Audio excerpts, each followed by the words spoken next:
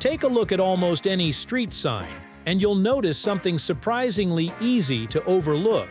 It isn't the sign itself, but the metal pole holding it up.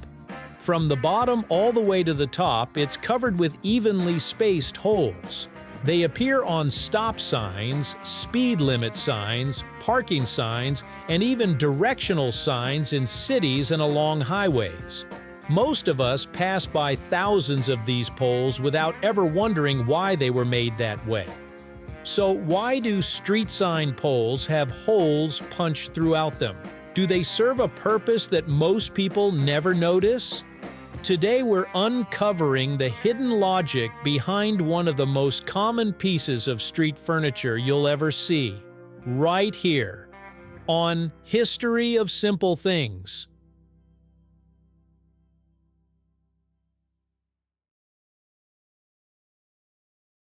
Street signs have been guiding travelers for centuries, but the metal poles we recognize today are a relatively modern invention. Earlier road signs were often mounted on wooden posts, which were inexpensive and easy to install but had a limited lifespan. Wood could rot, crack, or become damaged by insects and weather. As road networks expanded during the 20th century, governments needed sign supports that could survive decades outdoors with minimal maintenance. Steel became the obvious choice because it was strong, durable, and could be galvanized with a protective zinc coating to resist rust. Once steel poles became the standard, engineers began refining their design, searching for ways to make installation, maintenance, and replacement more practical. At first glance, it seems reasonable to assume those holes exist simply to reduce weight. After all, removing small amounts of metal does make a pole slightly lighter. But if weight reduction were the real goal, engineers could achieve much greater savings with thinner materials or different shapes. Others believe the holes help the wind pass through, reducing the chance of signs being blown over. While that sounds logical, the holes are far too small to make any meaningful difference against strong winds. These theories persist because they're easy to imagine, but they don't explain why the holes are spaced so consistently or why nearly every sign pole follows the same pattern regardless of the sign attached to it. The real clue lies in how street signs are installed. Traffic engineers don't know exactly where every future sign will need to be mounted, and different signs often need different heights. A residential parking sign sits much lower than a highway warning sign, while multiple signs may need to share the same pole. Instead of drilling custom holes for every installation, manufacturers produce poles with evenly spaced perforations running nearly their entire length. Installers simply choose the hole that matches the desired height and attach brackets using standard bolts. This system makes installation faster, eliminates the need for field drilling, and allows signs to be moved or replaced without damaging the pole. Those holes provide another advantage that isn't immediately obvious: flexibility over time.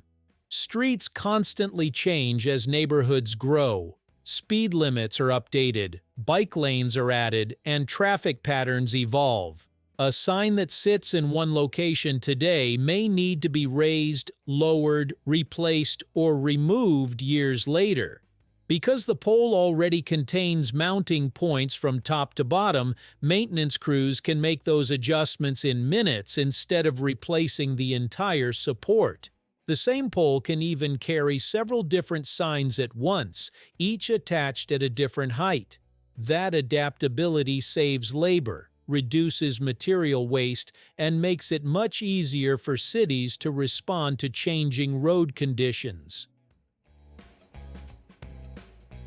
The perforated design also improves safety in ways that many drivers never realize.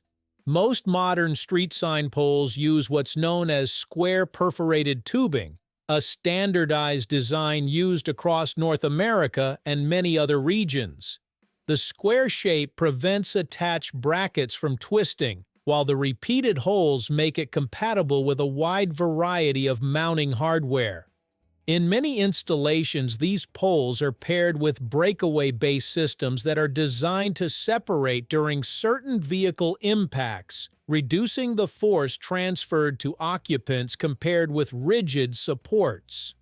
Although the holes themselves aren't what makes a pole break away, the standardized design works together with these safety systems, making installation both reliable and predictable. Manufacturing also becomes much more efficient because of the repeating hole pattern. Instead of producing dozens of different pole designs for different sign types, factories can manufacture one standardized product in large quantities. Automated machines punch the holes at precise intervals before the steel is galvanized, creating identical poles that can be shipped anywhere. Cities, contractors, and transportation departments can stock a single type of pole and use it for countless applications, simplifying inventory and reducing costs. If a damaged pole needs replacing after a storm or collision, crews don't have to wait for a custom part. They can simply install another standardized pole that fits the same hardware already used throughout the road network. The next time you're stopped at an intersection, it's worth taking a second look at the pole beneath the sign instead of the sign itself. Those rows of evenly spaced holes aren't there for decoration, and they aren't just leftover marks from the factory. They're the result of decades of practical engineering focused on making installation faster, maintenance easier, roads safer, and public infrastructure more adaptable. It's a reminder that some of the smartest designs aren't the ones that draw attention to themselves. They're the ones that quietly solve problems so well that we stop noticing them altogether. And sometimes the simplest-looking objects around us hold the most thoughtful engineering of all. Thank you for watching. If you have suggestions for our next video, feel free to share them in the comments below. We'll be sure to give you an acknowledgement for your contribution.